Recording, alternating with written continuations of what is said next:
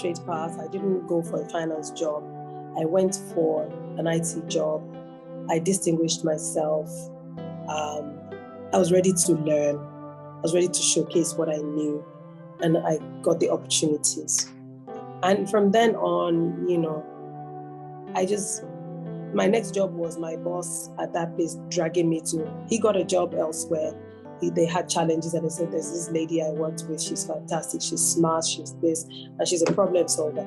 And I must say that after that first job, I never had to apply for another job till I left the UK almost 10 years later. Every other job was by referral, by people I worked with.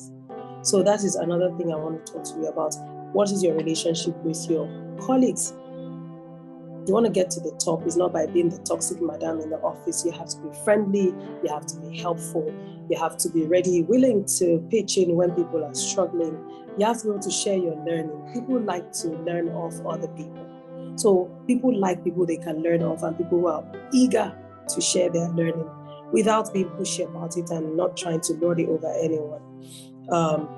You have to be humble, in your knowledge. So don't start feeling like I know it all, even when you know that you know it all. Because sometimes we do know it. But don't get a chip on your shoulder. Be friendly, be nice, Make friends in the workplace. I always tell my staff, you spend 5 days at work, you spend 2 days at home. You're spending more of your life with your workmates than with your family. When you put that into perspective, it makes you understand why you should build good relationships in the workplace. What have you had to sacrifice? Being a mother and a profession. Sleep is the number one thing. You go to work, you come back, and then you start another job, which is the job of the home. And if you're someone who likes to do everything right, who likes to do everything well, I come back home and then I'm trying to be super mommy after being super exec at work. And a bit of a perfectionist, so I can be a pain in my own behind. So I would leave the office at about 4:35 so that I'm home and I have some quality time with my kids. And then I would now have to stay up at night to do my work. So that's why I said, sleep had to suffer. So as a mother, as a wife, and as a woman, you also have aspirations, you have goals, and you should try to meet them whilst not failing in your maternal and marital roles. So for me, a lot of other sacrifices that I would say is time out. So I don't get to do a lot of socials. If you see me at a function, it's either family or it's someone that is extremely, extremely valuable to me. And I tell myself, I set an alarm. Entering a party, I set an alarm is 1 hour. In an hour, I'm out. How to manage that timing in particular, because I want to do more. Like you said, we all have a vision, we all have that plan for ourselves. And I actually want to get to that peak where, yes, I'm a proud mom, not just a mom, but also that career woman.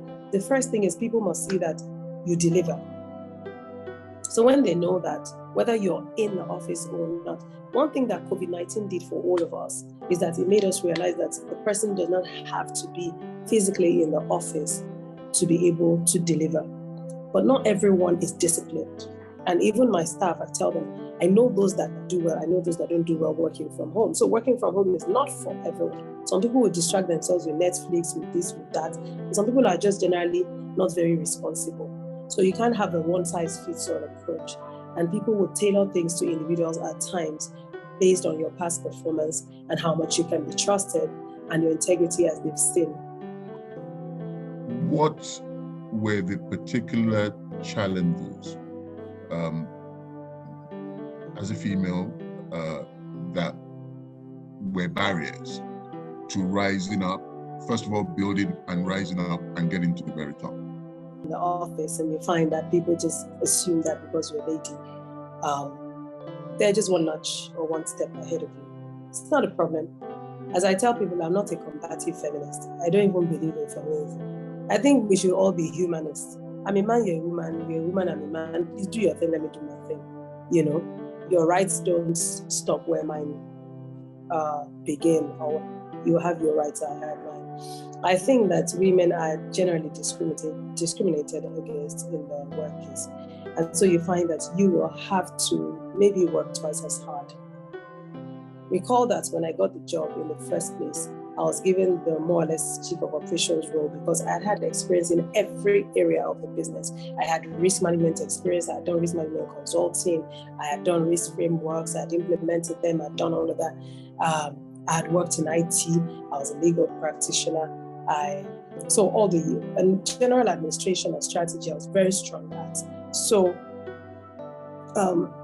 I was well primed, but I had a colleague who joined the firm, well in like 5 years after we started. But just assumed that because he was a man, he was next in line. And even then, what you would find is my CEO is traveling and he would say, oh, this person will be in charge while I'm away, and it will be that guy. Even though I was number 2 before he came, but the moment he came, it was like I got shoved down the ladder. I didn't care. I just did what I had to do, and I let my work speak for me. Being an organization, and then the men are coasting along, and the woman is really working really hard, but then she finds out that she still gets passed over for the man when they are choosing who's going to get promoted or who to represent the firm in other things and stuff like that. So my question is along the lines of, so what do you do as a woman? I can understand that it doesn't matter if somebody is coasting, you just need to do your own part of the work. What I'll say to you is, it's about communication. So you have to have clear communication with your line managers. What are my deliverables? What am I responsible for? This. And then when you do it, you highlight it. And when I say communication, it's not about conversations. Communication is not conversation when we are talking about the workplace. Conversation is just one form of communication, and it is the lowest form in the workplace. Document. Further to your directive to do this, given to me on Monday, with a timeline of 2 weeks. I'm pleased to inform you that I have been able to complete the work, today, being 6 days into my timeline. This creates some spare capacity for me to take on some other responsibilities that may be available. And then you send it. It's on record. When you need to justify, if you ask for a promotion, you ask for a pay rise, you can then whip it out and say, look at that. Even when I was told to do something in 2 weeks or 6 days, it was done. I then took on more work.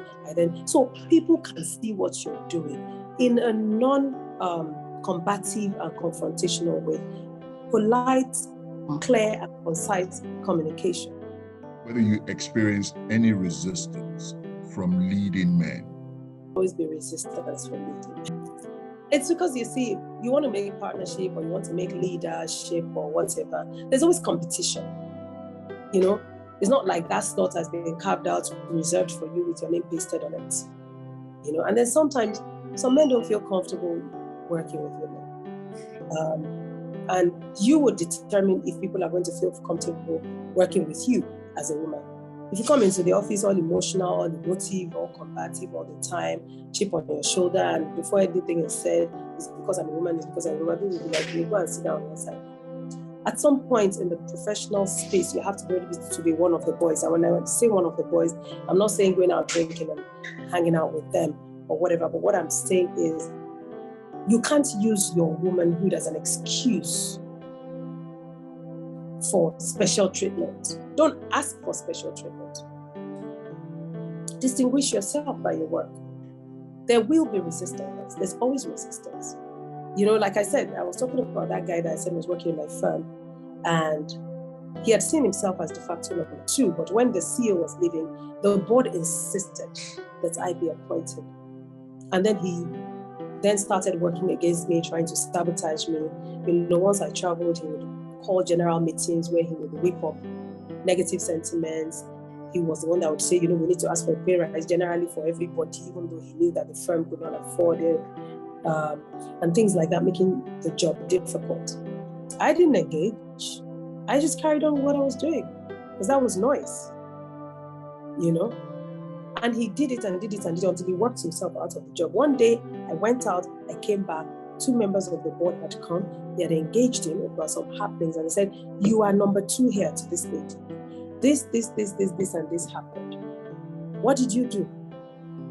And he said nothing. And they said, well, that means you don't understand your role as an executive director.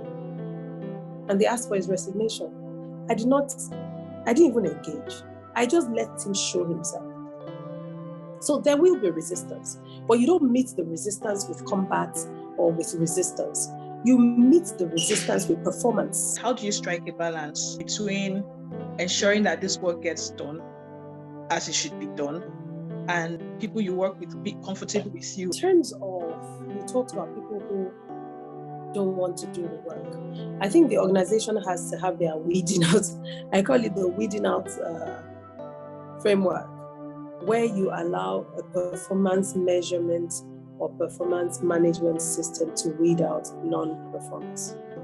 If you see that people are not willing to work, what they create is a toxic situation, because those who are willing to work and are ready to work become resentful because they're always working. And then you have those people who are not. I think the organization needs to figure out how to weed them out. And there should be no sentiments about it. Your journey, your career journey has been like, but now listening and then hearing that, you started off with law practice and then got into IT and then into finance. I'm like, wow, you're a genius, ma'am. You're a genius, ma'am. That's a whole lot of work and that's a whole lot of history. And I think that you have really, really challenged me. And I think that I have found a new mentor also in you. So I'm going to be stalking you if you don't mind. That I can learn as much as I can. And I think that it's also the same way with everyone here, every female lawyer here on this call, and even for the men who also joined us to support us. Thank you so much, Ma. Thank you for the wealth of experience and the knowledge that you have shared with us. I mean, these things, we cannot pick them anywhere. This is more like a business school, a mini business school we've just had this morning. And I'm so grateful that we granted us this opportunity. And I also want to say thank you to Mr. Aloko Laro for giving us, this opportunity, especially to the female lawyers in advocate law practice. Thank you so much.